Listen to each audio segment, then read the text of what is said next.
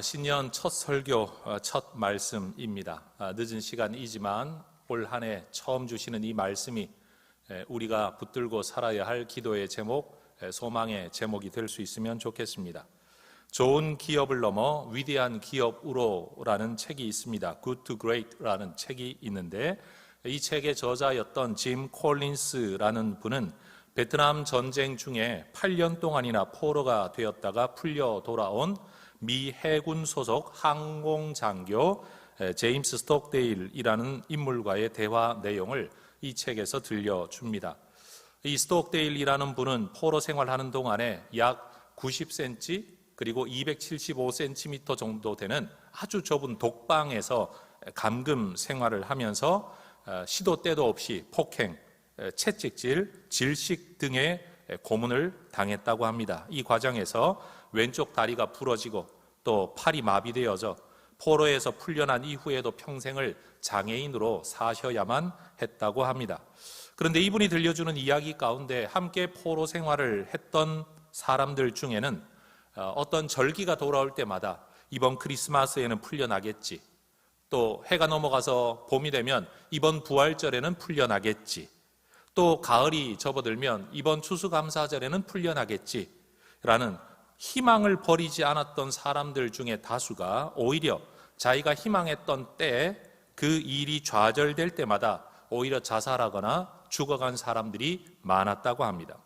반면 자신은 비관적인 현실을 있는 그대로 냉정하게 받아들이면서도 그냥 무조건 견디겠다라는 오히려 현실적인 각오가 오히려 8년의 포로 생활 가운데 그를 살아남게 만들었다라고 이야기를 합니다.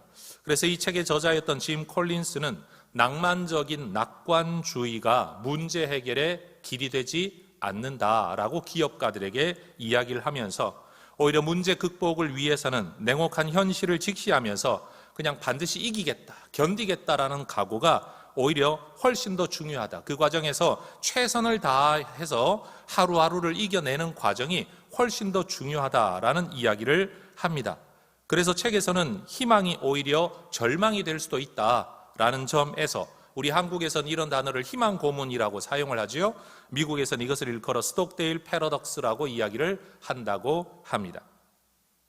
사람들은 새해가 되면 뭔가 더 좋아지겠지, 나아지겠지라고 기대를 합니다. 그건 잘못은 아니죠. 누구나 꿈꿀 소망입니다. 신앙인들은 새해에는 하나님의 더 큰 은혜와 복을 받을 수 있겠지라고 꿈을 꿉니다.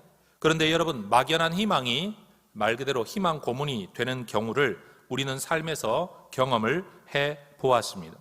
저는 새로운 한 해를 시작하는 바로 이 시간에 우리 그리스도인들이 생각해야 할 신앙, 기대, 소망과 희망의 초점은 그저 더 나아질 거다라는 기대 또는 더 나은 것을 받으려고 하는 기대가 아니라 더 나은 태도로 살아가야 되겠다라는 결심이 우리에게 우선한다라고 생각을 합니다.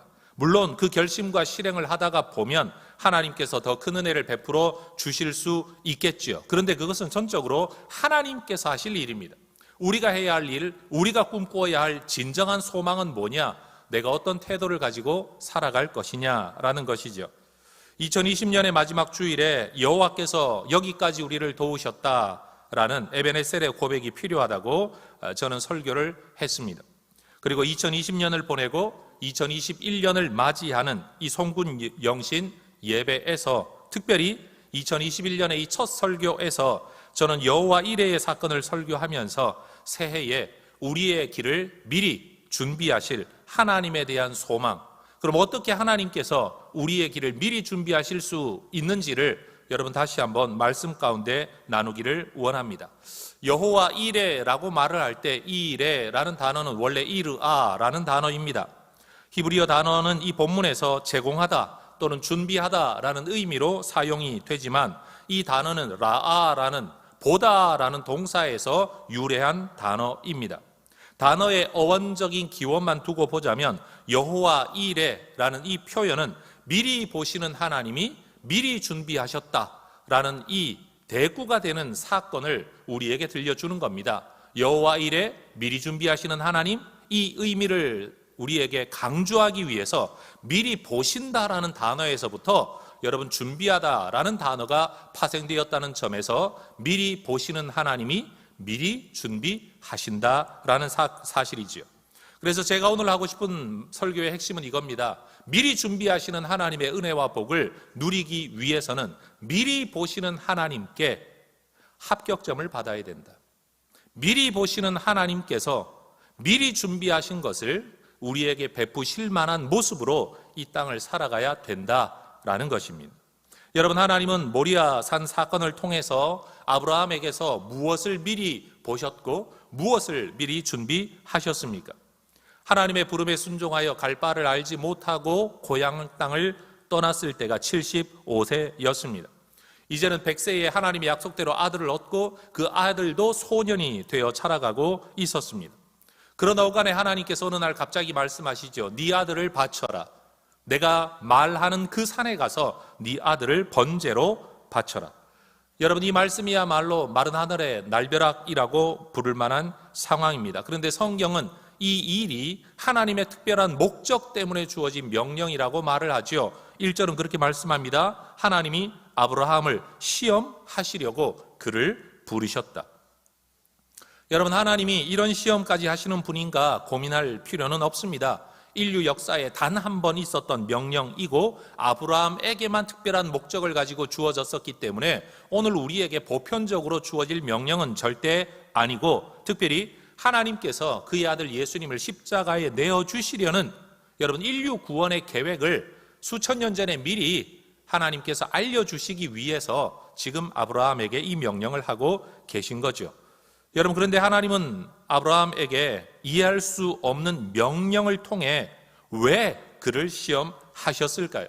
여러분, 이 모든 시험의 결과를 성경은 그렇게 기록을 합니다. 제가 성경을 읽어보겠습니다. 16절에서 18절의 말씀입니다. 이르시되 여호와께서 이르시기를 내가 나를 가리켜 맹세하노니 내가 이같이 행하여 너의 아들 너의 독자도 아끼지 아니하였은즉 내가 너에게 큰 복을 주고 너의 씨가 크게 번성하여 하늘의 별과 같고 바닷가의 모래와 같게 하리니 너의 씨가 그 대적의 성문을 차지하리라. 또 너의 씨로 말미암아 천하 만민이 복을 받으리니 이는 내가 나의 말을 준행하였음이니라 라고 말씀을 하고 계십니다. 여러분, 하나님은 사실 아브라함에게 이런 복을 주고 싶으셨던 겁니다. 내가 너에게 큰 복을 주겠다. 너의 씨가 크게 번성하게 될 거다. 하늘의 별, 바닷가의 모래처럼 될 거다. 너의 씨가 너의 대적의 성문을 차지하는 승리하는 삶을 살게 될 거다. 또 그가 자기 배를 불리는 사람이 아니라 너의 씨로 말미암아 천하 만민이 복을 받게 될 거다. 여러분, 하나님이 미리 준비하신 복은 이것이었습니다. 하나님은 아브라함에게 보고 싶으셨던 모습, 기대하는 반응이 있으셨습니다. 하나님은 아브라함에게 주고 싶은 선물이 있었습니다. 그래서 시험을 하시는 겁니다. 하나님의 시험에는 목적이 있는 겁니다. 그러니 여러분, 이 목적은 복을 주시기 위한 시험이지 넘어뜨리기 위한 시험, 빼앗기 위한 시험이 아니라 주기 위한 시험이라고 성경은 우리에게 분명히 이야기하고 있는 것이죠. 한번 생각해 보십시오. 성경에 등장하는 인물 가운데 어느 누가 가만히 누워 있는데 하나님의 복을 받은 사람이 있습니까? 자기 멋대로 살아가는 중에 하나님의 특별한 은혜를 받은 사람이 누가 있습니까? 하나님으로부터 어떤 형태로든지 복을 받은 사람들은 그들에게서 하나님 보시기에 복 주실 만한 어떤 사건이나 계획이나 근거가 있었다는 것을 우리는 잊지 말아야 합니다. 그것이 자발적인 것이었든 비자발적인 것이었든 하나님은 어떤 계기에 대한 응답으로 보상으로 우리에게 복을 주십니다. 바로 이런 이유 때문에 하나님께서 누군가에게 복을 주고자 하실 때는 그 사람에게서 복을 주실 만한 근거와 계기와 빌미를 찾으십니다. 그것은 우리를 넘어뜨리려는 시험이 아니라 우리를 복 주시기 위한 빌미를 찾기 위한 시험인 거죠. 여러분, 어릴 때 기억이 있지 않습니까? 손님들이 가정으로 찾아와 부모님의 친구분들이 오셔가지고 여러분, 어릴 때 우리들을 두고 야, 노래 한번 불러봐라 라고 이야기를 합니다. 이유는 뭡니까? 용돈을 주고 싶은데 그냥 주기 못하니까 괜히 노래 한번 시켜보는 겁니다. 여러분, 말 그대로 주려고 준비하고 마음 먹었습니다. 잘하든 못하든 하기만 하면 무조건 잘한다고 용돈을 주실 거라는 거지요. 그때 여러분, 노래 한 곡 잘하든 못하든 불러내면 용돈을 받는 것이고, 못하겠다라고 뛰쳐 집에서 나가버리면 용돈을 못 받는 겁니다. 바로 이런 시험을 우리 하나님께서 우리에게 하고 계시다라는 겁니다. 여러분, 하나님이 전지전능하신 주권자이시라면 내가 살아가고 있는 이 모든 상황에서 하나님께서 기뻐하시는 상황으로 반응만 한다면 하나님은 언제든지 우리에게 주실 하늘과 땅의 복이 준비되어 있는 줄로 믿습니다. 여러분, 현실을 불평하지만 말고, 여러분 정말로 누구 때문에 온 문제이든지 그 문제 앞에서 다른 사람 탓하지 말고, 무능함을 탓하지도 말고, 하나님에게 원망 불평하지도 말고, 이 상황에서 내가 어떻게 하면 하나님이 기뻐하실까? 하나님이 좋아하실까?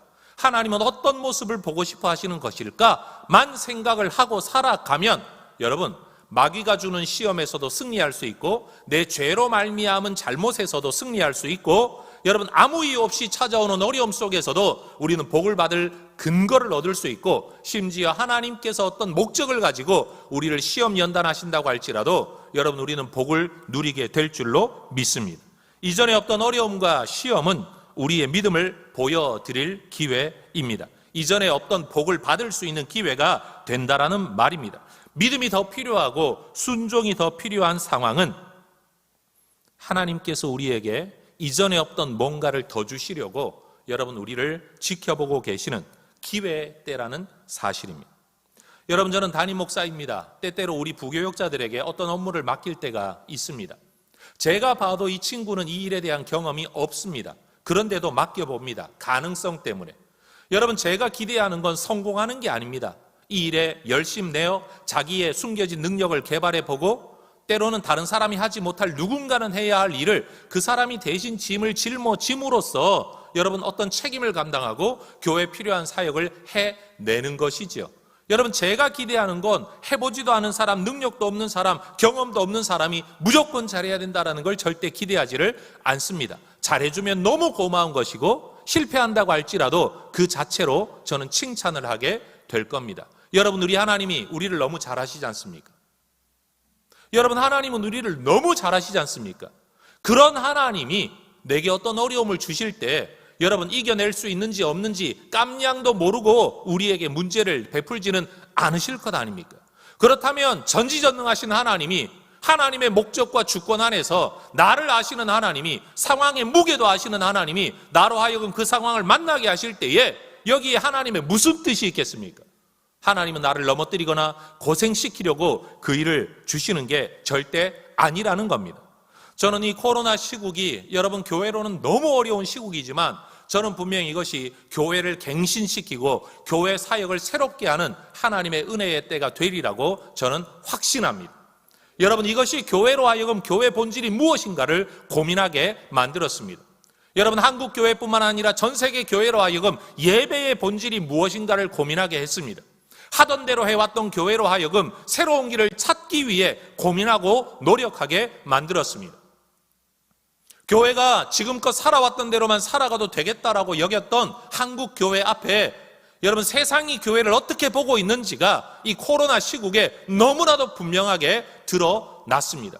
한마디로 자기의 속을 들켜버린 것처럼, 자기의 미천이 드러난 것처럼 여러분, 그러한 답답함이, 안타까움이 지금 우리에게 있지 않습니까? 이게 말 그대로 한국 교회의 민낯인 거죠. 우리의 본전인 거죠. 우리의 미천인 거죠. 여러분, 여기에서부터 우리는 비로소 새로 시작할 수 있는 겁니다. 자기 한계를 아는 교회만이, 사람만이 새로운 시작을 할 수 있는 것 아니겠습니까? 그래서 저는 코로나를 탓하기보다 코로나 때문에 감사하는 우리 혜성교회 성도님들이 되시기를 주의 이름으로 축원합니다. 여러분, 정말로 코로나가 없었다면 우리가 어떻게 이런 새로운 예배를, 새로운 시도를 할 수 있었겠습니까?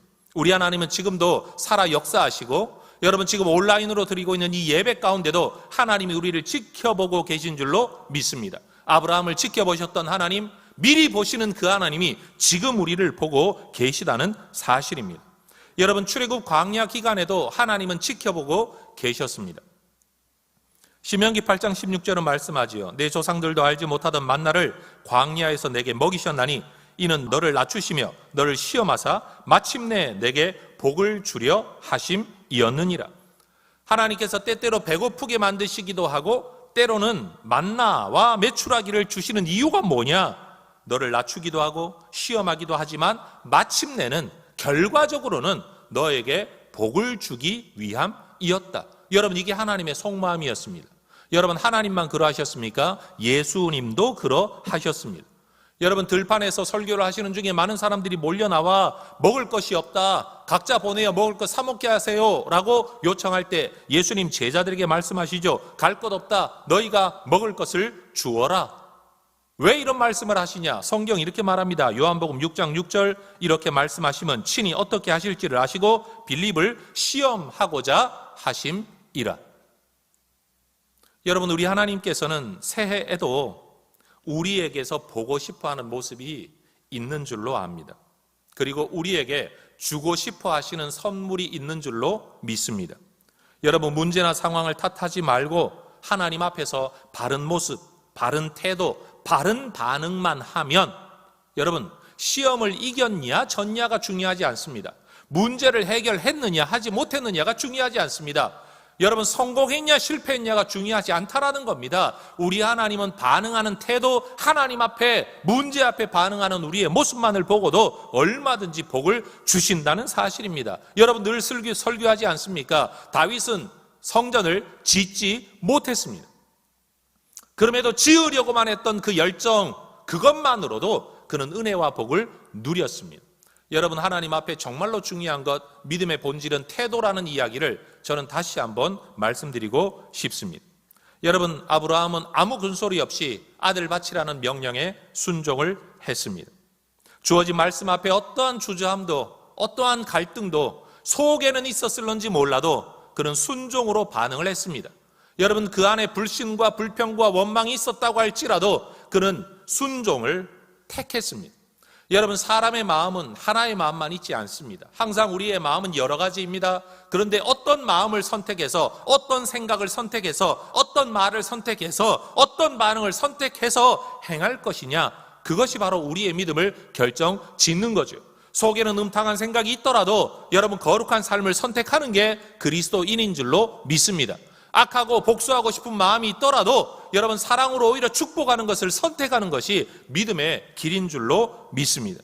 여러분, 하나님께서는 왜 이 명령을 하는지 아무 설명도 하지 않으셨지만 아브라함은 그동안 75세로부터 부름을 받아 100세의 아들을 낳고 이 아이가 10대의 아이로 자라날 때까지의 이 상당한 시간 동안 하나님과의 교제 속에서, 요즘 말로 하면 신앙생활 속에서 하나님을 배워왔습니다.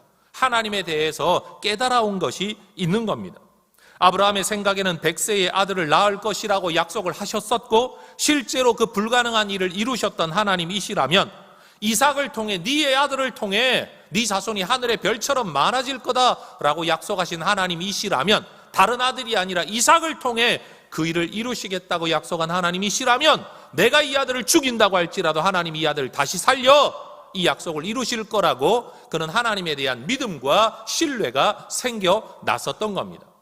여러분, 표현하지 않습니까? 예수 그리스도의 부활 이전에 이미 부활 신앙을 가졌던 사람, 바로 아브라함입니다. 이 믿음 때문에 아브라함은 자신도 이해 못하는 문제, 시험의 상황 앞에서, 더군다나 하나뿐인 아들, 100세에 낳은 아들이 가슴 미어지게 하는 질문을 할 때에도 여러분, 그는 불평, 원망, 나도 몰라, 왜 그런지 몰라, 묻지 마라 라고 말하지를 않지요. 본문 7절에서 이삭이 아버지에게 그렇게 묻죠. 불과 나무는 있거니와 번제할 어린 양은 어디 있습니까? 아브라함이 대답합니다. 8절, 내 아들아, 번제할 어린 양은 하나님이 자기를 위하여 친히 준비하시리라. 여러분, 아브라함이 했던 이 말은 여러분, 상당한 시간이 흐른 다음에 예수님을 통해 실현되어지죠. 우리의 모든 죄를 해결할 완전한 번제를 드리실 한 분, 유일한 아들 예수 그리스도의 사건을 여러분, 아브라함은 지금 예언하고 있는 겁니다. 나무찜을 지고 제사의 걸음을 옮기는 이삭은 여러분, 죽음의 십자가를 짊어지고 나무짐을 지고 골고다의 언덕을 오르셨던 예수님을 연상시키죠. 아브라함이 이삭에게 그러했듯이 인간들은 죄 없는 예수를 결박하여 십자가 나무 위에 묶어 제물로 삼았습니다. 여러분, 예수님의 이 귀한 사건을 순종하는 오늘 내 삶에 순종하는 아브라함을 통해 하나님은 인류 구원의 사건을 여러분 그 안에 담고 계신 겁니다. 여러분, 우리의 삶이 위대하게 된다면 무엇 때문에 위대하게 될까요? 능력 때문 아닙니다. 아무것도 아닌 한 인간의 삶이 뿐인 내 삶 속에 하나님의 계획이 담길 때 여러분, 우리의 삶은 위대하게 되는 것 아니겠습니까? 어떤 삶에 그 위대함이 담겨지게 됩니까? 믿음을 가지고 순종하며 하나님의 예비하신 길을 신뢰함으로 걸어가는 사람에게 하나님의 계획이 담기는 겁니다. 하나님은 이 모든 사건 끝에 아브라함에게 그렇게 말씀을 하셨습니다. 12절, 사자가 이르시되 그 아이에게 너의 손을 대지 말라, 그에게 아무 일도 하지 말라. 네가 너의 아들 너의 독자까지도 나에게 아끼지 아니하였으니 내가 이제야 네가 하나님을 경외하는 줄을 아노라. 아브라함은 이 사건을 통해 자신의 믿음을 하나님께 보여드렸습니다. 이 일을 계기로 아브라함은 그가 가지고 있는 믿음이 진실이라는 사실을 하나님 앞에 알려드린 겁니다. 여러분, 하나님은 하나님을 진실되게 경외하는 아브라함, 이때 사용되는 히브리어가 야레라는 단어입니다. 하나님을 진실하게 경외하는 야레하는 아브라함에게 인생의 필요를 미리 준비하여 제공하시는 이레의 모습을 보여주셨다는 사실입니다. 여러분, 미리 보시는 하나님, 뭘 보시는 겁니까? 하나님을 경외하는 믿음 보는 겁니다. 그것만 보여지게 되면 우리 하나님은 우리의 삶을 미리 준비하신다는 사실입니다. 여러분, 13절과 14절은 말씀하죠. 아브라함이 눈을 들어 살펴본즉 한 순양이 뒤에 있는데 뿔이 수풀에 걸려 있는지라. 아브라함이 가서 그 순양을 가져다가 아들을 대신하여 번제로 드렸더라. 여러분, 아들을 바치려고 마음 먹고 갔습니다. 순종했습니다. 그런데 하나님께서 그 믿음을 미리 보시고 여러분, 그리고 순종되는 모습 속에 그 모습을 보시고 미리 준비해 놓으신 양을 발견하게 하시고 아들 대신 양을 번제로 드리라고 말씀하시고 그 제사를 받으셨습니다. 이 사건의 결과로 14절이 기록된 겁니다. 아브라함이 그 땅 이름을 여호와 이레라 하였으므로 오늘날까지 사람들이 이르기를 여호와의 산에서 준비되리라 하더라.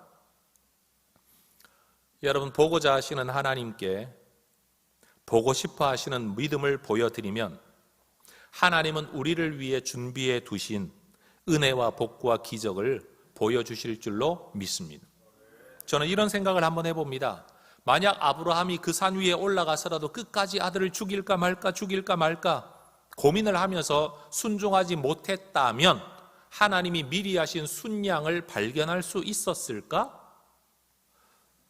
이 이야기의 스토리 전개상 발견하지 못했을 거라고 해야 답이 되겠죠. 저는 이런 생각을 또 해봅니다. 우리의 삶의 과정 고비마다 하나님이 멀쩡하게 준비해 놓으신 여호와 이레에 미리 준비하신 순양들과 은혜들과 복들이 내 것인데도 불구하고 내 것이 아닌 것인 양 흘러 지나가는 일들이 우리의 삶에는 얼마나 많을까?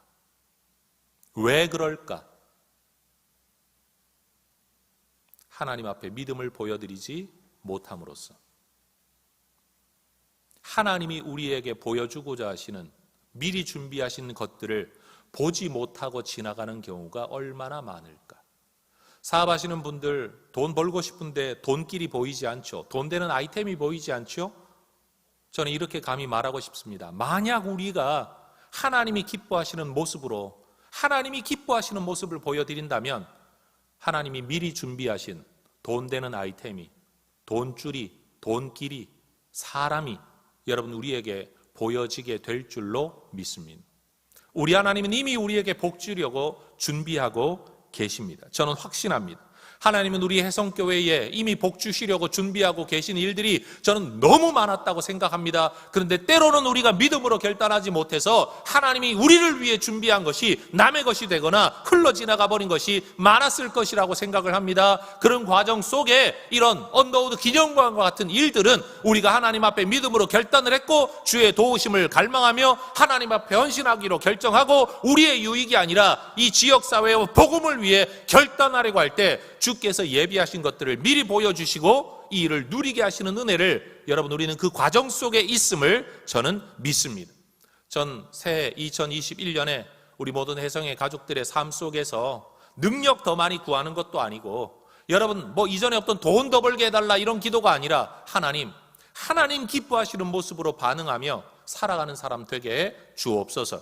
코로나 시국에도 교회 갈 수 있냐 없냐를 가지고 고민할 게 아니라 내가 어떤 모습으로 예배를 드릴까? 하나님은 지금도 나를 보고 계시는데 하나님이 기뻐하시는 예배자가 되어야 되겠다. 여러분, 봉사하고 순종하고 헌신할 수 있는 사역의 길, 교회를 통한 사역의 길은 막혀 있습니다만 여전히 우리는 직장 생활을 하며 가정 생활을 하며 살아가고 있습니다. 그 과정 속에서 하나님이 기뻐하실 만한 모습으로 만약 우리가 반응을 한다면 하나님은 그 일을 빌미로 우리에게 미리 준비하신 은혜와 복을 보여주실 줄로 믿습니다. 전 2021년 한 해가 우리에게 미리 준비하신 하나님 그 은혜와 복을 발견해 누릴 수 있도록 미리 보시는 하나님 앞에 내다보시고 들여다보시고 깊이 보시는 하나님 앞에 여러분 우리의 믿음이, 우리의 속마음이 여러분 하나님 앞에 인정받는 모습으로 살아갈 수 있기를 주의 이름으로 축원합니다.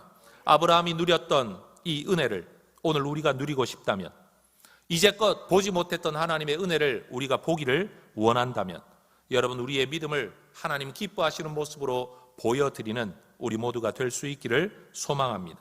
여러분 어떤 어려운 일을 만나더라도 문제 풀어달라고 기도하기 이전에 하나님 이 문제 앞에서 내가 하나님이 기뻐하시는 모습으로 반응하면 좋겠습니다. 여러분 가정에도 어려움이 찾아오면 우리 아이들이 우리에게 보여주는 모습 때문에 가끔씩 놀랄 때가 있지 않습니까? 이 아이가 이렇게 컸나? 이 아이가 이렇게 생각이 깊었나? 아무것도 모르는 철없는 애인 줄 알았는데 라며 가끔씩 내 아이가 새롭게 보여지는 때가 있지 않습니까? 그런 계기를 통해 자녀에 대한 우리의 생각이 달라지지 않습니까? 여러분 일상의 삶 속에서도 그러하겠지만 특히나 어려울 때에 우리 하나님이 우리를 보시면서 야, 너 많이 컸다.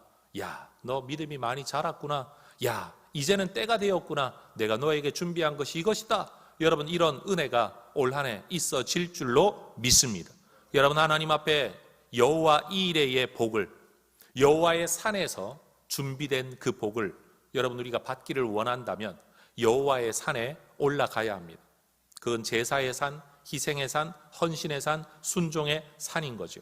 하나님이 보고 싶어하는 자리에서 하나님이 보고 싶어 하시는 모습이 보여지는 그 산이 바로 여호와의 산입니다. 거기에서만 준비된 게 있다라는 사실이에요. 여러분 찬송 중에 이런 찬송이 있지 않습니까? 여러분 너 노를 저 바다로 들어가라. 너 왜 찰싹이는 물결만 보고 그 강가에 바닷가에만 있냐? 더 큰 하나님의 은혜 안으로 들어가라. 여러분 오늘 우리 모두가 이 찬송을 올 한 해의 은혜의 찬송으로 불렀으면 좋겠습니다. 하나님을 경외함으로 순종하는 사람, 말씀을 의지함으로 나는 몰라도 이유를 몰라도 하나님은 다 계획이 있다, 우리 하나님 다 뜻이 있다라고 믿고 순종하는 사람에게 우리 하나님께서 큰 은혜를 베풀어 주실 줄로 믿습니다. 성도 여러분, 지난 한 해가 에베네셀의 한 해였다면 올 한 해는 여호와 이레의 한 해가 되시기를 축복합니다. 그리고 이 한 해가 또 마칠 때쯤 우리는 또 다른 에베네셀의 기념비를 세우고 또 다른 하나님의 여호와 이레를 꿈꾸는 우리의 인생의 진정한 행복이 거기에 있고 우리 인생의 진정한 기쁨이 거기에 있지 않겠습니까? 저는 기대합니다. 우리 하나님께서 올 한 해 여러분 언더우드 기념관이 완공되어질 한 해입니다.